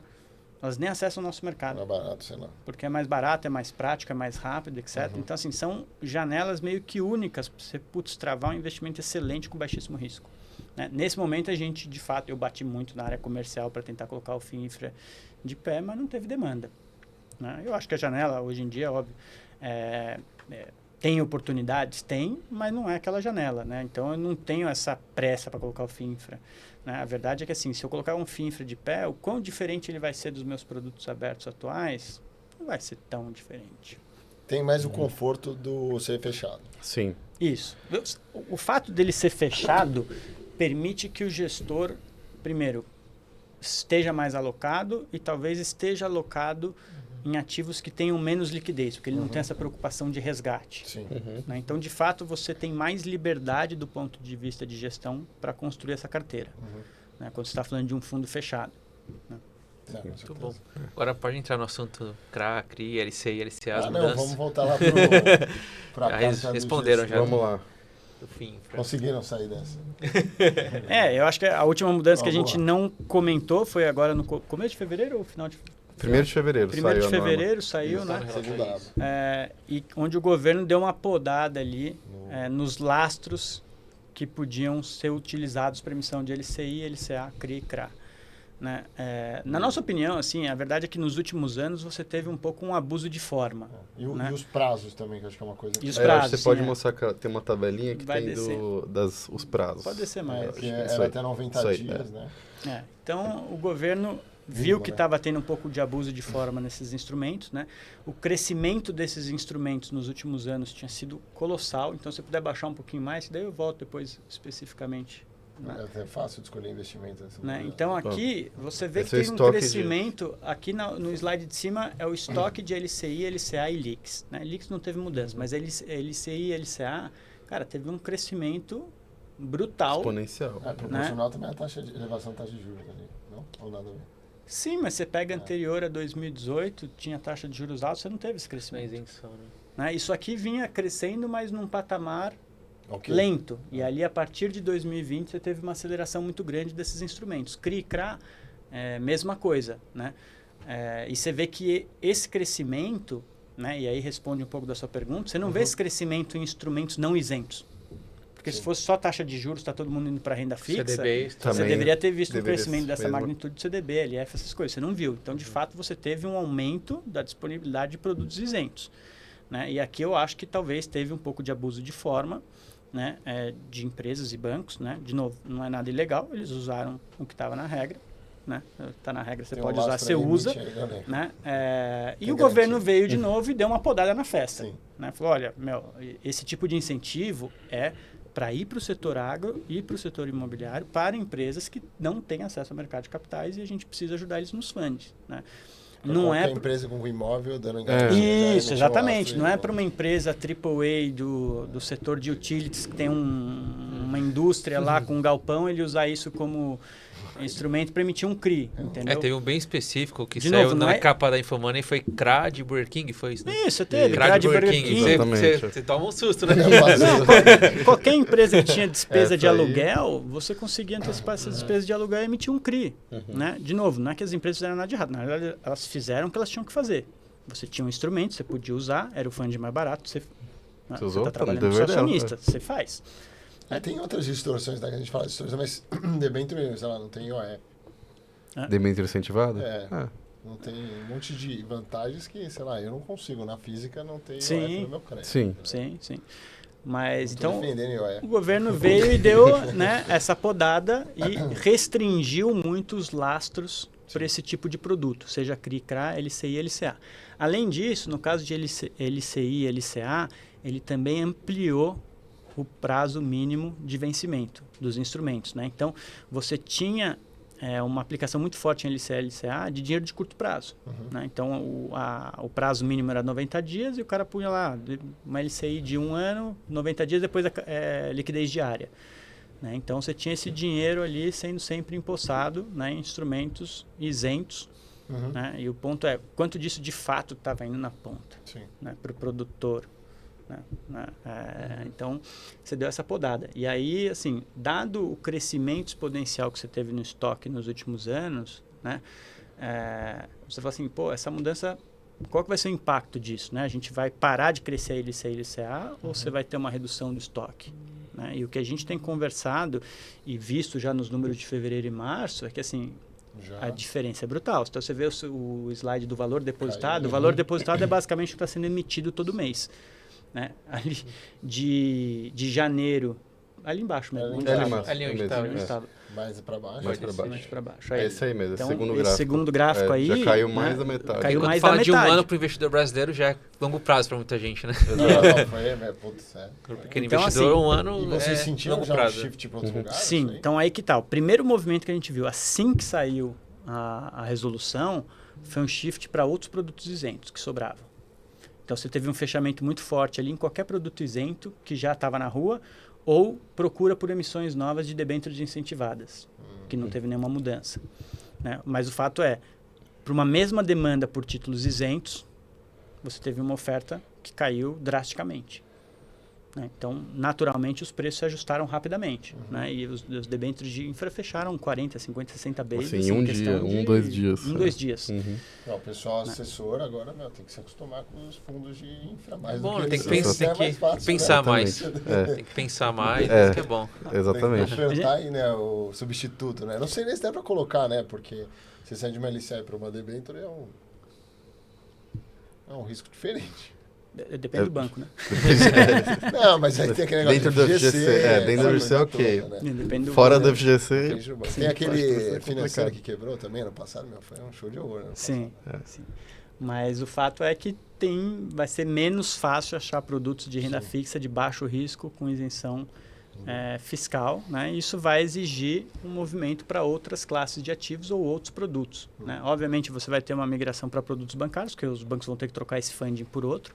Né? Agora, quando a gente olha preço de CDB, LF, etc., putz, já está muito comprimido. Né? Isso antes de sair a resolução. Né? Já tinha uma demanda muito grande e os bancos já estão com uma posição de liquidez muito confortável. Então, eles não estão tendo, você não vê muito banco com necessidade de captar. Né? Então, isso se traduz em taxas mais baixas. Porque o banco não é que ele fala assim, não estou mais captando CDB. Ele vai baixando a taxa. Quero captar, não quero captar. Vai baixando a taxa até ninguém mais aceitar. Né? É assim que funciona essa dinâmica. Né? O balcão de um banco ali para captar CDB-LF, ele está sempre aberto todo dia. Você liga lá e fala assim, quanto está emitindo a CDB? Aí se todo mundo começar a comprar nesse preço, agora eu não preciso mais de tanto dinheiro. Aí vai descendo a taxa até a galera não aceitar mais. Então, já está bastante comprimido, né? As debêntures de infra já estão chegando num nível, né, que na minha visão, assim, você começa a ter comparáveis de mesmo retorno não isentos. Né? Então, isso você começa a ver um movimento, ainda tímido nas últimas semanas, de começar a olhar produto não isento como substituto. Entendi. Né? Então, você tem visto uma procura um pouco maior de pessoa física, por exemplo, por debêntures em IPCA não isentas. Né? Isso já é uma procura que está tendo. Eu acho que uma parte desse dinheiro pode ir para fundo. Né?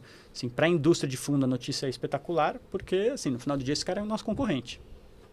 Verdade. É uma aplicação Sim, de renda com fixa, certeza. sem vol nenhuma, porque o cara é marcado na curva, isento de IR, tem liquidez diária depois de 90 dias. Esse cara é o meu maior A concorrente. decisão é mais fácil. assim. Sim. É difícil competir, Uhum. né? Ainda mais com juros altos. Sim. Né? Então, obviamente, isso aí vai forçar os alocadores a buscar outros tipos de estratégia. Né? E o que, do ponto de vista da economia, também é positivo. Né? Porque sempre que você dá incentivo para um setor, você necessariamente retira dinheiro de outro setor. Porque a quantidade disponível de dinheiro para ser emprestado para as empresas é limitada. Né? Então, se você fala assim, olha, eu vou dar um incentivo para esse setor, mais pessoas vão pôr dinheiro nesse setor, necessariamente você vai prejudicar outros setores. De novo, volta aquela questão de isonomia. Né? Então, você tem que calibrar muito bem esses instrumentos. Não estou falando que não tem que ter instrumentos, Sim. mas você tem que tomar cuidado a nível governo, né, para calibrar e não gerar ali um desalinhamento muito grande entre setores, né, ou um abuso de forma em determinado instrumento, né, por empresas que não precisavam estar acessando esse instrumento, porque tem ampla capacidade de se financiar com outras fontes. Falando desses, você falou até do cenário dos bancos, a gente olha o cenário dos bancões, que estão ali mais, eles já estão ali com uma boa liquidez. E os bancos menores, planos digitais, Nubank, C6, Inter, costumam ter boas taxas? Costumam entrar nesse tipo de crédito também ou não? A gente costuma Bancos olhar alguns, menores. sim, né? Aí depende, eu acho que tem, assim, generalizar bancos digitais é um pouco difícil, né? Você tem bancos em diferentes estágios de vida, né? O Nubank, por exemplo, ele já atingiu um estágio de vida diferente do Inter, que é diferente do C6 também. Né? Não é que um banco seja melhor que o outro, eles estão em estágios diferentes. Verdade. Né? Então, obviamente, o risco de crédito deles também está em estágios diferentes. Né? Mas o fato é que você viu um movimento, acho que de 2020 a 2021, né? Isso não é só em banco, mas em empresas também, onde o foco era crescimento. Era crescimento, era conta digital, etc. E não tinha uma preocupação muito grande com alavancagem, geração de caixa. Por quê? Porque o dinheiro estava abundante. O Selic estava 2, né? Os juros lá fora era negativo. Então, você tinha um capital abundante. Na hora que que a inflação acelera e os juros sobem, você começa a ter uma restrição de capital. Né? De fato, a renda fixa começa a competir com esses caras. Sim. E nesse momento, a partir de 2022 e 2023, você tem um shift total, né? No speech das empresas e desses bancos digitais. Né? Ninguém mais fala de crescimento a qualquer custo. Agora é geração de caixa, desalavancagem, Mudou. né? Rentabilidade, mudou o speech. Óbvio que você passa por 2 anos de ajuste, ajustes dolorosos, né? Corta SG&A, começa a repassar preço na ponta, você não pode fazer isso do dia para a noite, porque senão sua receita cai demais. Então, você tem todo um trabalho das empresas de fazer isso, gera caixa, repaga suas dívidas, reduz o endividamento. O caráter está aí também, né? Exatamente. Já vai ser testado Ali, também. ali é o momento que Você você testa os testa caráteres. o caráter nesse momento. Exatamente. Os caras passaram um sufoco em diferentes setores. Né? E agora você começa a entrar na parte que, teoricamente, é a parte boa do ciclo. Né? Onde o pessoal fez os ajustes. Né? Óbvio, alguns ficaram pelo caminho, infelizmente, mas você fez o ajuste e agora você começa a ter um cenário de inflação já controlada. Né? Então, você já não tem mais essa pressão em cima das suas margens, né? Você começa a ter uma queda da Selic que vai ajudar a sua despesa financeira e você já está ali no momento que você está focado em gerar caixa e desalavancar a empresa. Então, do ponto de vista de crédito, você começa a entrar numa janela boa agora. O ciclo vai se repetir, os juros vai cair, uma hora vai virar oba-oba, ninguém mais vai falar de alavancagem, vai começar a gastar dinheiro aos tubos para crescer, para não sei o quê, e assim Volta o ciclo tudo. se repete. Voltam os IPOs. Volta os IPOs, exatamente, o dinheiro está farto, o ciclo se repete, é natural. Pro crédito, a gente está no começo de um ciclo que, do ponto de vista de risco de crédito, é positivo. Agora, os preços, na minha opinião, já ajustaram. Seja porque o mercado já enxerga uma melhora, perspectiva de melhora no risco de crédito, seja por causa dessas mudanças, né, em instrumentos de renda fixa que eu acho que estão fazendo um fluxo muito forte e aí, obviamente, a demanda por crédito aumenta. Né? Muito bom. Lucão, põe no site aqui, até para a gente abrir na questão dos fundos. Ali, clica ali em fundos. Tem algum fundo específico que vocês queiram falar? Olha, vamos colocar crédito privado ali, fundos de crédito privado. Todos estão abertos hoje? Como que tá? Todos estão abertos Sim. hoje. E ele consegue entrar em várias instituições, por várias instituições, né? Exato. Tá, Distribuição. praticamente Praticamente todas todas as as plataformas. todos os Itaú, distribuidores. Bradesco, né? Então, Santander, o Bradesco, o Então, assim, a gente XP, tem... BTG, tá em tudo, então. No high grade aqui tem fundo para tudo que é gosto, né? Então, assim, a gente sempre... Eu sempre tive uma cabeça ali de, assim, em vez de fazer, o que eu, Pierre, quero? O que eu acho que é o fundo ideal que eu vou fazer? Não sei o quê. Puta, mas isso é o fundo ideal para você. As pessoas têm diferentes propósitos quando fazem uma alocação, diferentes perfis de risco. Né? Então, a gente começa a ter... Eu separo a nossa grade de produtos em 4. Né? Eu tenho os fundos que eu chamo de Cash Enhanced, né? Então, é o nosso fundo Denali, que é o D0, D1, o Vinson, que é o D30, e o Everest, que é o D60. Né? A diferença entre eles é, quanto mais eu estico o prazo de resgate, mais eu tenho capacidade de ter uma carteira com um pouco mais de concentração, um pouco menos de crédito, um pouco menos de caixa, desculpa, e ativos um pouco mais ilíquidos. Né? Então, você abre mão de liquidez para ter um pouco mais de retorno. A diferença de Denali indo para Vinson indo para Everest é essa. Olha lá, os que devem ser um pouquinho do cão ali. São os crédito privado ali, ó. Denali, então, Denali, legal, Vinson lá. e Everest. Esses são os fundos que eu chamo de Cash Enhanced. Depois eu tenho os fundos de infraestrutura, que nem o Lucas comentou, a gente tem 3 fundos, a diferença entre eles é o benchmark. Tá. Né? Então, eu monto o fundo, eu faço ali a parte de crédito privado, só que eu deixo a seleção do benchmark para o cliente. Então, eu não fico arbitrando, agora, nesse momento, é melhor eu estar 100% CDI, porque eu acho que a curva de juros vai abrir. Aí, agora eu quero... eu não sou especialista em operar curva de juros. Se você quer um especialista em operar curva de juros, você compra um fundo multimercado. Sim. Obviamente, o cara vai fazer muito melhor que eu. Né? Então, assim, a gente tem no Elbrus e no Elbrus Pro uma gestão ativa do risco de mercado, mas não é uma coisa agressiva, entendeu? Meu benchmark tem 2 anos de duration, eu posso ir para 3, eu posso ir para 1,5, para 3,5, mas não vai sair disso. Você nunca vai ver o Elbrus com 10 anos de duration, porque eu estou mega bullish no Brasil e a curva de juros vai fechar para caramba. Não vai. Você quer fazer esse tipo de aposta, vai num fundo multimercado, com certeza o cara vai fazer melhor que eu. Né? Então, a gente tem essa humildade aqui quando a gente sabe que nossa especialidade é crédito. Né? Então, a gente tinha o RED, que era em CDI, e o Elbrus, que era a IMA B5. E o Elbrus Pro, ele nasce, né, de tanto a gente apanhar da área comercial, numa época que os juros estavam baixos, né, e a curva de NTNB estava super amassada no curto. Era, tipo assim, era IPCA mais 2, as NTNBs curtas, e as longas eram IPCA mais 4. E, obviamente, ninguém queria saber do meu fundo. Né? Meu fundo era curto, então eu falava assim, qual que é o carrego do seu fundo? IPCA mais 3. E o comercial me massacrava. Pô, ninguém quer essa porcaria desse fundo, o cara tá comprando debênture incentivada longa e IPCA mais 4, 4,5. E eu falava, olha, meu mandato é um mandato de inflação curta. Eu não vou alongar a carteira porque vocês querem ter um carrego de 4. Porque quando eu alongo a carteira, eu coloco muito mais risco para dentro. Né? Muito mais volatilidade. Não é o mandato do meu fundo. E aí, naquele momento, eu falei, vocês querem um fundo mais longo? Vamos fazer um fundo novo, que a gente chamou de Elbrus Pro. Por que Pro? É só porque tem mais risco, tem mais né? risco, os fundos né? são semelhantes, só que ele, assim... Você tem você que deu essa sugestão. não lembro Foi quem deu, o mas- PR. Deve ser uma briga no comitê para nome. Né? De programador. É pra se você se sentir profissional ali. Nossa, Não, tô no fundo. Você é um duration mais Você é longo. um cara. Você tem que ser mais tolerante, Sofisticado. mais sofisticado. Você tem que ser mais tolerante à volatilidade. Seu objetivo de longo prazo. Isso, É, exatamente. Se exato. você for o cara que está preocupado que só deu negativo um mês, Não entra. esquece, porque assim, você está numa duration de 7 anos, né? Curva Qualquer de balanço é... Exato, curva de juros abriu 15 bases em determinado mês, teu fundo vai dar negativo. Sim.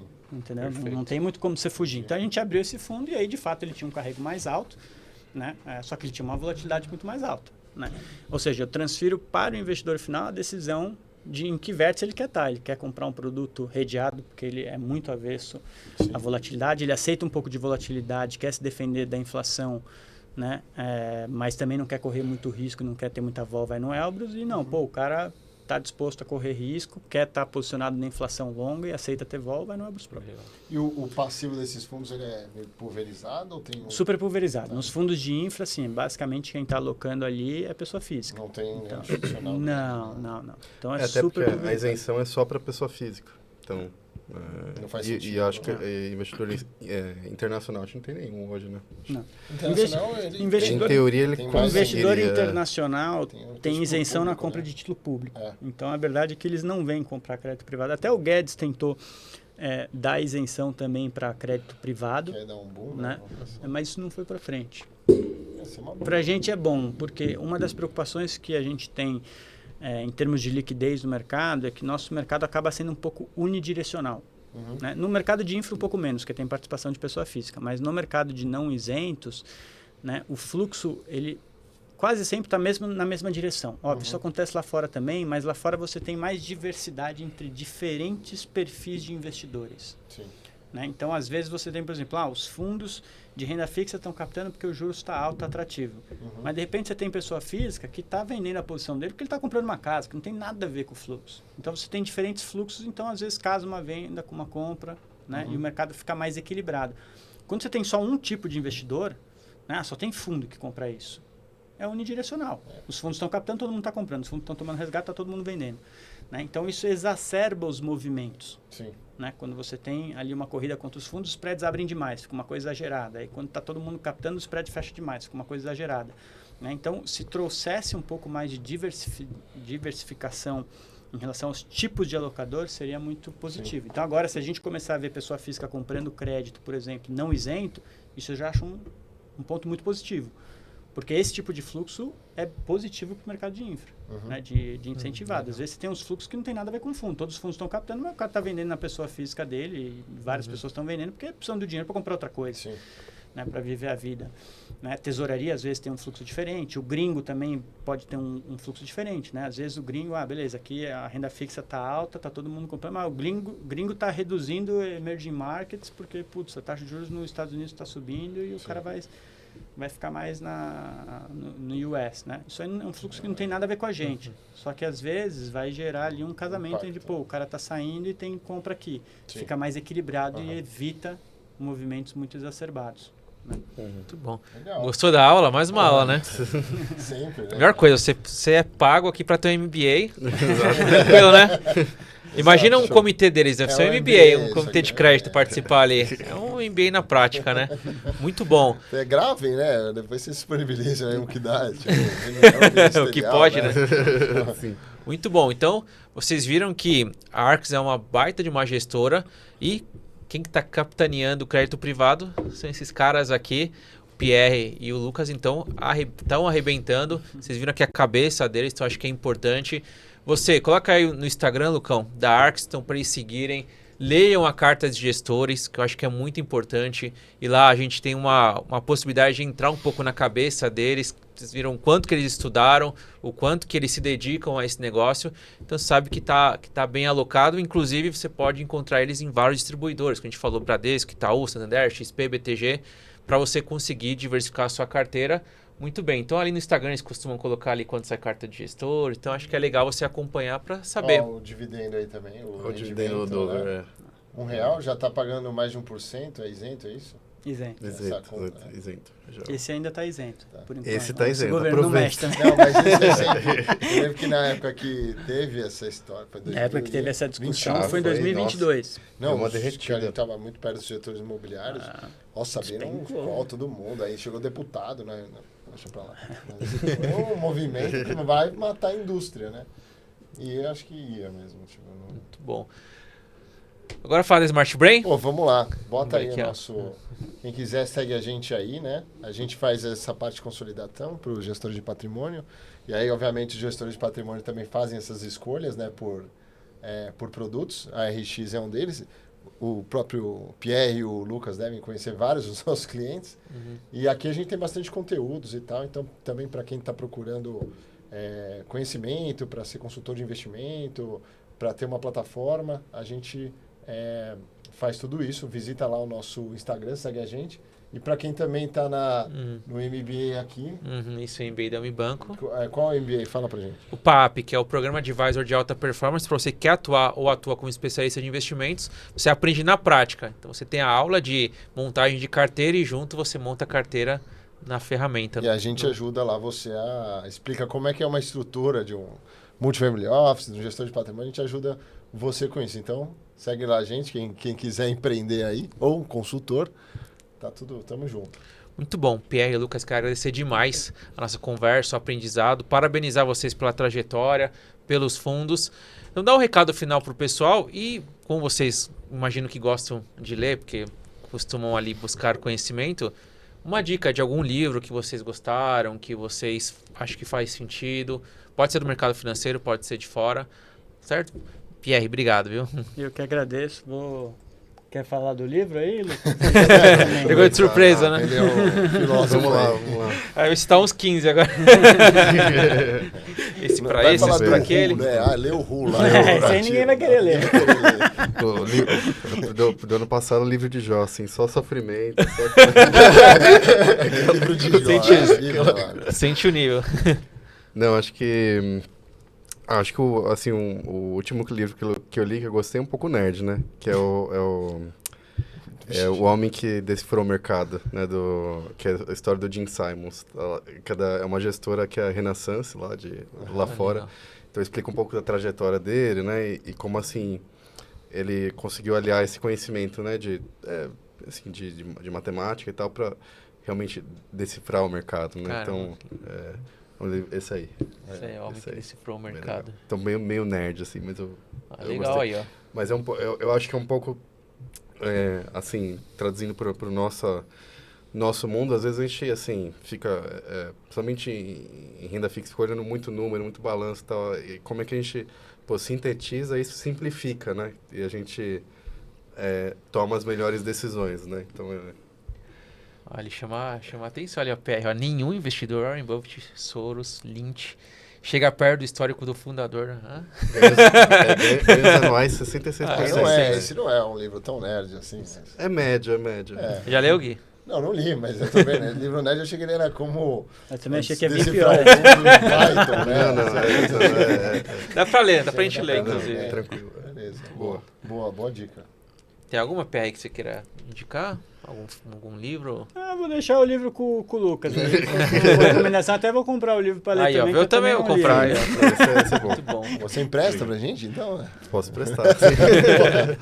Sim. muito bom. Então, PR, agradeço demais, obrigado pela participação e conta com a gente, com essa escola, com parceiros, que a gente acompanha a Arx, a gente gosta do trabalho da Arx e continue aí muito forte na caminhada de vocês. Obrigado. Perfeito. Viu? A gente agradece aqui o canal, sempre bom poder falar um pouco do nosso trabalho, expor o nosso trabalho, enfim. E se alguém puder até aproveitar de aprender alguma coisa, melhor ainda. Né? Com Sim. certeza, com certeza Obrigado, aprenderam, com certeza. Muito obrigado Legal. pelo espaço aí, pelo canal. E assim, se tiver, a gente está super à disposição. Tem a equipe de RI da Arx, né? Assim, uma dúvida sobre o produto. Eu quero saber Legal. mais do FII. Estou querendo aplicar ainda bem incentivada, assim, super aberto. A gente preza muito pela transparência, né? Então a gente abre a carteira ali mensalmente, explica, né, os nomes, né? Então a gente gosta de, assim, manter esse canal aberto, né, com os investidores. Muito bom. Gui, obrigado mais uma vez. Valeu, meu querido. Obrigado vocês aí novamente. E até a próxima. Daqui um tempo a gente chama pra ver se tá tudo aí. Acho que vai estar tranquilo. Acho que Valeu, Lucão. Tamo junto. E obrigado a você que acompanhou mais um episódio do Consultório de Investimentos. Até mais. Tchau, tchau. Okay, let's go.